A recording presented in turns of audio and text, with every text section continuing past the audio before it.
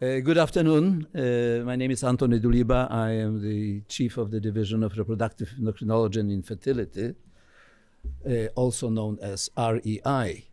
And Dr. Su asked me to introduce the next session entitled Fertility Infertility, but I think that REI is a lot more. So I want to give you kind of a general outline of what we actually do. So let's start from the R. It stands for reproductive health, which involves taking care of the landmarks of female lives across adolescence through menopausal transition and beyond. E stands for endocrine disorders of reproductive system, and the most common of these disorders include polycystic ovary syndrome, endometriosis, and disorders of menstrual cycle such as abnormal bleeding. And finally, I stands for infertility and currently also for fertility preservation. So let me talk a little bit about R, reproductive health. It affects virtually 100% of women. It includes care for adolescents, transitioning to care of women during reproductive age, contraception, and assistance in conception when appropriate, and later on taking care of menopausal transition and developing the optimal treatments for hormonal replacement when ovaries stop working.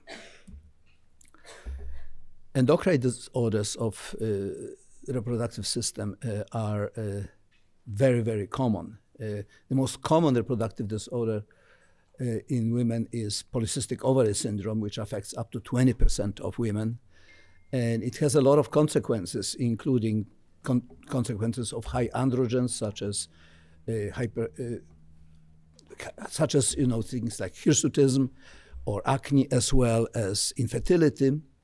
And now we know that it also includes consequences of metabolic problems, such as dyslipidemia, insulin resistance, and now evidence of systemic inflammation. Finally, endometriosis can be causing lots of problems, including chronic pelvic pain and infertility, and it affects approximately 10 to 15% of women.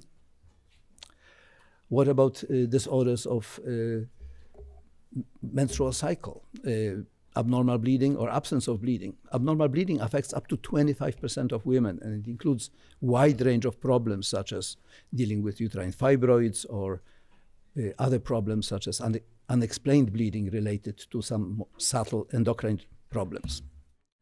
Finally, what about infertility and fertility preservation? Infertility, when I was a student, infertility affected 10% of women. Now it affects approximately 20% of women, largely because they delay fertility for socioeconomic reasons. Fortunately, now we have growing programs such as fertility preservation of oocytes, of embryos, and in women who have no choice but have to preserve fertility because they are going to undergo treatment for cancer. And we have a very robust program dealing with oncofertility. Thank you, Irene. So, what are the challenges and future in our field? We have to keep working on better contraception choices with minimizing the adverse effect and adverse outcomes. We have to identify the best and safest hormonal replacement, balancing, again, risks and benefits. There's a lot of novel treatments coming on the horizon in treatment of conditions such as PCOS and endometriosis, especially including the role of chronic inflammation and the role of microbiome. And in our division, we have a very robust program dealing with this type of problems.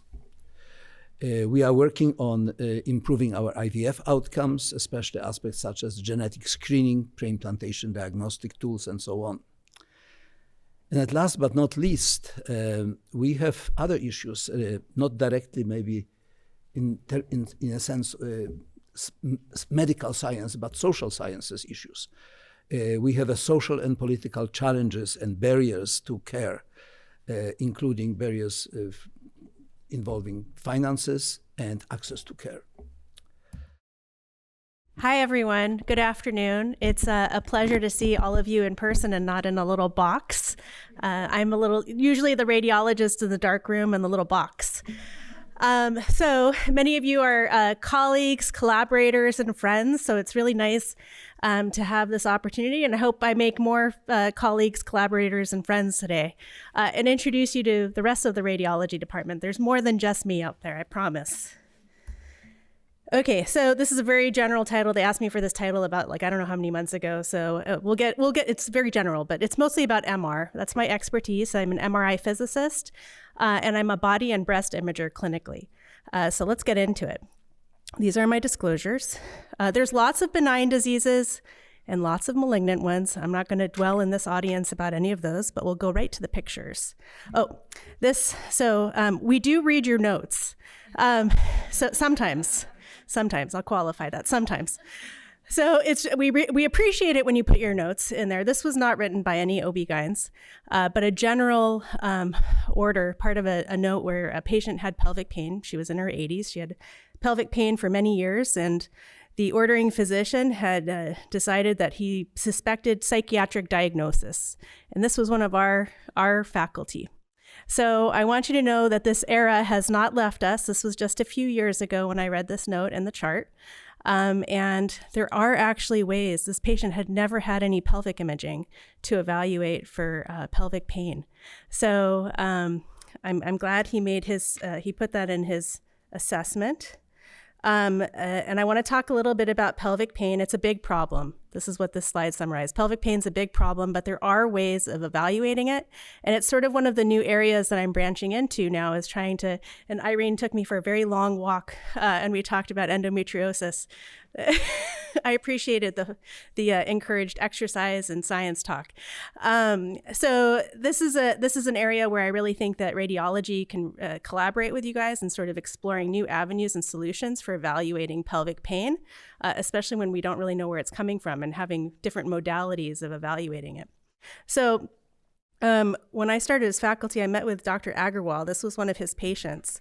And if you guys can see this little tiny, tiny white spot here on the uterus, that was representative of this whole mess that he saw in the operating room, representing an endometriosis. So on MR, when we're like tiny implants, and then you guys like, oh my God, it was a hot mess and all these adhesions, and why didn't you see this? I was like, look, this is what I saw, okay? I'm doing my best. I'm doing the best I can. Your eyes are going to be better than anything I see. But I think that this is where we're making a lot of improvements. Some of the MR technology has really, really improved over the last couple years. We have a collaboration with GE where we're the site that's determining all of their MRI protocols that they're going to be using and distributing and trying to democratize imaging so that you can have experts determine the protocols and then them used worldwide wherever there's their type of scanner. So this is this is a T2 image. So whenever you hear a radiologist talk about T2 images, it just means like when water is bright and fat is bright if it's not suppressed. So on T2 images, when we're looking for endometriosis, we actually look for dark spots. So this dark area here and this dark area here, those are all endometriosis implants on the patient. And again, this one is where we're looking at T1. That's where we can see active bleeding or blood. And so here you can see, so it's really tiny punctate little foci. And those are the words we use in our reports that you guys love so much. And that's representing the blood that you saw on that prior image very similarly. But you can see that the resolution has significantly improved over the years, and it's making our evaluation, we're now down to sub-millimeter slices. So hopefully we don't skip over an implant as we're going through this, and being able to evaluate it a little bit better. And, a lot of you guys do ultrasound, and you know that one of the tricks that when you're looking for it is you push the probe down and see if the bowel is moving with the uterus or not, and that's a sign of adhesions. So we can do that. We don't have to push on the patient. We just let them do their thing, and their bowel movement actually helps us evaluate this. So if we do a cine and evaluate bowel movement, we can see here that the rectum is actually adherent to the patient's posterior uterus here. And we're doing this in multiple planes. Here you can see that everything else is moving, and it's stuck here on the bladder. And this is this is our newest protocol. We have recently rolled it out in the last couple months. We're now also giving glucagon to patients, which we haven't done before. It's a big nursing thing at UCSD to be able to deliver glucagon for an MRI for a patient for some reason. But so we do this part very early in the evaluation, then we give glucagon so we can stop the bowel motion. Because bowel motion causes a lot of artifacts for us, and then we can't see these little tiny things, right? So that's what we're working on. This is a different cause of pelvic pain when not you guys, but people have sort of varicosities in the pelvis, and we're trying to figure out if that maybe is a cause of pelvic pain, because we can treat that in interventional radiology. We can coil reflux in the ovarian veins. So here, this is when we're actually able to evaluate, because we're taking images every 10 to 15 seconds, and we can actually see the reflux of blood going down the left ovarian vein before it goes up it. And then we can diagnose, based on an MR, without sending a patient to the IR suite, that a patient has reflux in her left gonadal and may be a cause of pelvic pain and pelvic venous congestion. Although I know that's like a passé term, pelvic venous disorders. Okay, so, and then this is another one. I know pelvic floor is a big deal, and we have a lot of room for improvement on how we do that. But this is a patient just demonstrating a Cystitis here, where you actually see her bladder falling down simply by bearing down in the MRI scanner while we're imaging. And then this again is the little cine where we actually make the patient, we put stuff into the rectum and then we make them defecate into the scanner. The olden days, we did fluoroscopy on these patients. And yes, there's a lot of value in doing fluoroscopy to evaluate for issues with defecography and whatnot. But it turns out that we can't see all of the muscles when we do that. So yes, the patient is in her natural position while she's in the fluoro machine, and we can image it, but we can't see the muscles like we can with MR. So in MR, the patient is not in such a natural position when she's defecating. She's laying on her side. But if the problem's big enough, we're going to see it. And for most of these patients that are willing to do this exam, they're so happy and to do this for us because if you can't go to the bathroom or have problems controlling whatever, you're not going to have a problem doing this. You want help. And I know that Mariana and I have been talking for a while, and we have a sort of our latest, I have a proposal going in now for, the next phase of protocols that we're working on, and pelvic pain with, avulsion injuries, and further developing our defecography studies as part of the next protocol development that we're working on. This is a project with Luis Laurent and Mana Prost, and Anna Rodriguez Soto is our amazing project scientist, who is the liaison and the person that makes stuff happen. So this is part of the HubMap project, where Anna, grabbed the placenta after it was delivered and brought it to the MRI scanner, scanned it, and correlated it to the pathology afterwards. It's pretty cool. And it's hopefully going to help the study somehow in evaluating normal placentas. Okay, so let's move on to cancer. So this is where I spend a lot of my time is in looking at cancers. This is where most of the research that I do with your department is in gynecologic cancer imaging. And who's an engineer? Who are the engineers left? Okay, so this is for you. So diffusion imaging is really, really cool. And it's a technique this specific technique called restriction spectrum imaging, where it was a technique that was developed at UCSD originally for brain imaging and looking at nerve tracts. But it turns out that you can use the same idea to look at cancer cells. The idea behind it is that cancer cells have large nuclear to cytoplasm ratios, and that water is what actually we're looking at for the most part in MRI, water is stuck inside of large nuclei. So you'll hear us, radiologists are like, is there restricted diffusion or is there not restricted diffusion, right? You hear us saying that. And then there's this thing called hindered diffusion. So there's free diffusion, which is like water moving, blood vessels flowing, that's free diffusion. Hindered diffusion is the water that's stuck in between tightly packed cells. So that's if you have edema from post-treatment stuff, whether or not You have infection that causes a lot of issues that look very similar. So that's hindered water. And then there's restricted water. And that's when we're looking really at the intracellular component. And we can separate that out with some cool math and modeling. And it turns out that for every organ, it's a little bit different. And so we have to understand sort of the model. So when people are like, well, why don't you just take the prostate one and apply it to the ovaries? It starts making me twitch. It turns out women and men are different. And our organs are different too. And so how cancer presents in our organs and how to identify it is also different. So this is the model that we've developed for cervical cancer treatment and evaluation. So with cervical cancer right now, the main way to evaluate response to radiation treatment is that you have to wait 4 months to get a PET CT. 4 months is a really long time to wait to see if someone's responded to treatment because of the post-treatment edema. So with this technique, we're able to separate out edema from active live cells and really identify what's left of cancer, which is cool. So this is a patient before treatment, and this is a patient after treatment, and you can see it's prettier than the PET images. That being said, I actually really want us to have a PET MRI at UCSD, but we don't have one yet. I think that there's a really great application for gynecologic oncology imaging because these patients are, patients have to still get the PET and they have to get the MRI right now.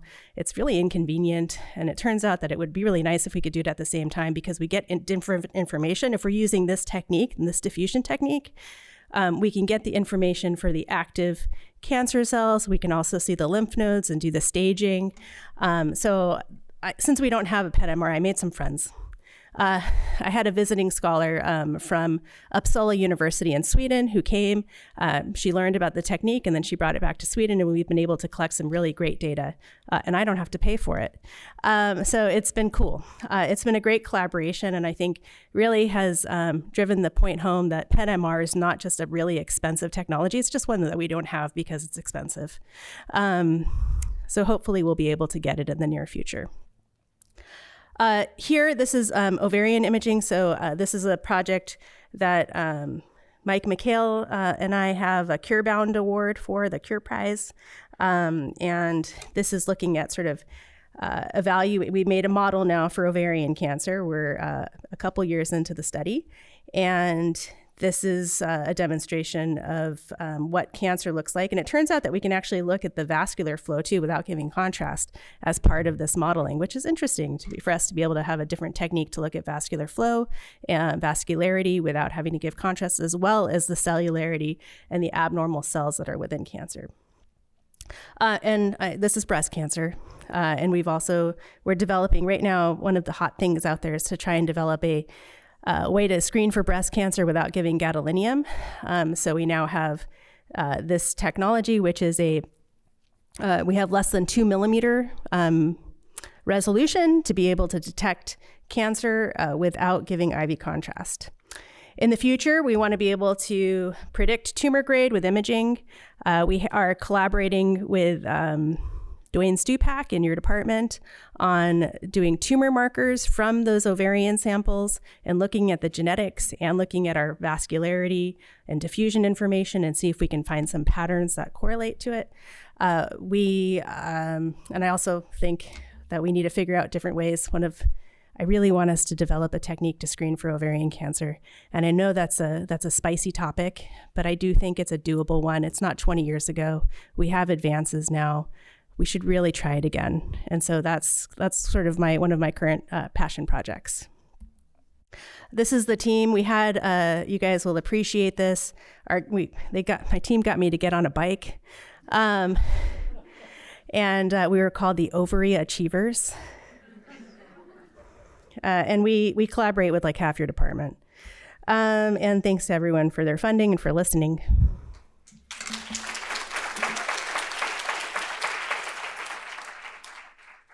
Thank you so much. And it was a great to hear Dr. Penner talk about, show that slide with the I think she's crazy.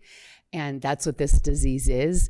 I'm Jennifer Anger. I'm in the Department of Urology, also in OBGYN as an adjunct professor. I study reproductive age women, both cis and trans women, and I study incontinence in aging women, as well as prostate cancer in aging women, wink, wink. So today we're going to talk about interstitial cystitis and how we can use VA data sets to study women. This is a great example of how thinking that IC is a women's disease has stifled research in IC, and it actually has impacted the care for both men and women with IC. And the VA is a great place to study all populations. We have some gender-affirming care studies of veterans. And what's neat about it is you can have an administrative data set, which largely focus on only claims, but then we can go into the charts from identifying patients by claims data. So it makes it very novel. So as many of you know, painful bladder syndrome is a unidentified or without other causes, painful bladder, symptoms of bladder pain that it lasts at least 6 weeks in origin without causes such as a UTI. Classically, it's been said that 10 women to every 1 man have IC, but looking at VA data, we actually, with rigorous chart review, found that this ratio is only 1.6 to 1. And there's many gaps in care. We don't know what causes it. We really don't know how to treat it. Women are considered crazy. And so we're trying to understand roles of predictive that can predict outcomes, for example, PTSD, depression. And actually what we want to study are certain characteristics. How does exercise impact pain?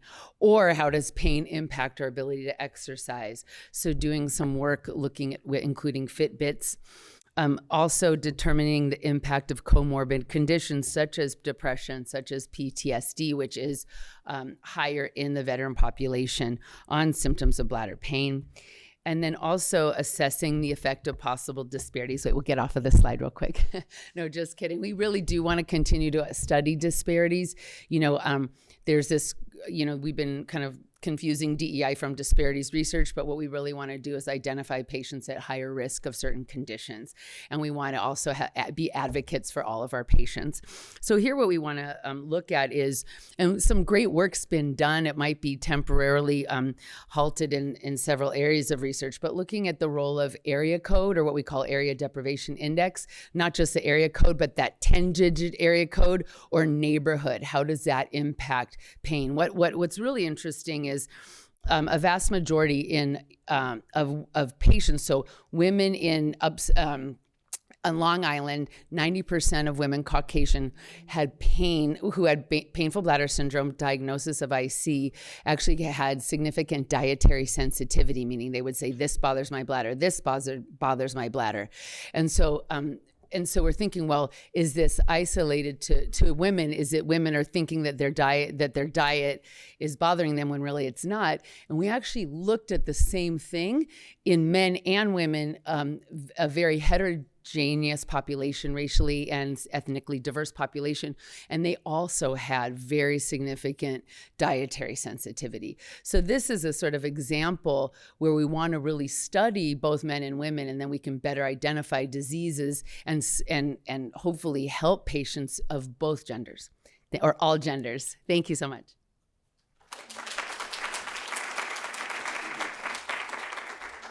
Thank you. My name is Sheng Zhong. I'm in the bioengineering department. So my lab develops technologies that enable us to observe molecular and cellular phenomena that have not been seen before. These include, for example, single-cell multi-omics technologies, AI technologies. And with those novel technologies, we generate big data from human specimen and patient samples. And we leverage modern AI to prioritize very specific concrete mechanisms, and we experimentally evaluate those mechanisms. And with proved novel mechanism, we aim to develop therapeutics to intervene. For example, Alzheimer's disease is impacting 1 in 9 people aged 65. 65 or older. Unfortunately, 2/3 of those patients are women. And we developed technologies that would enable you to simultaneously monitor 3D genome structure, gene expression, RNA-RNA interactions, and RNA chromatin interactions from human brain. And analyzing Alzheimer's disease brains and control human brains, we discovered a hidden hallmark of Alzheimer's disease that is widespread dysregulation of transcription in the Alzheimer brains. And we recently were able to prioritize and evaluate and validate a novel pathway leading to this widespread dysregulation in transcriptional control and developing a therapeutic candidate that manifested dramatic improvement in cognitive deficits in different animal models of Alzheimer's disease. So that article is coming out in Cell next week. We have a desire to improve live birth rate in IVF clinics. And the idea is to do it via minimally invasive assays. So we discovered that human IVF embryos secrete many extracellular RNA from within the cell to the extracellular space. Working with Dr. Irene Su, we discovered a technique that is able to sequence the entire profile of extracellular RNAs from a tiny amount of liquid biopsy, including IVF spent media. So Irene actually were able to consent more than 60 infertility patient families harvesting IVF spent media from more than several hundred IVF culture. And we applied this silver-seq technology to profile this spent media, generating the comprehensive profile of extracellular RNA. And leveraging machine learning, we were able to develop biomarkers that can predict the embryo quality to the same extent as embryologist ability through imaging-based assessment. With that, I thank you for the opportunity. It's been always a pleasure working with folks working on women's health.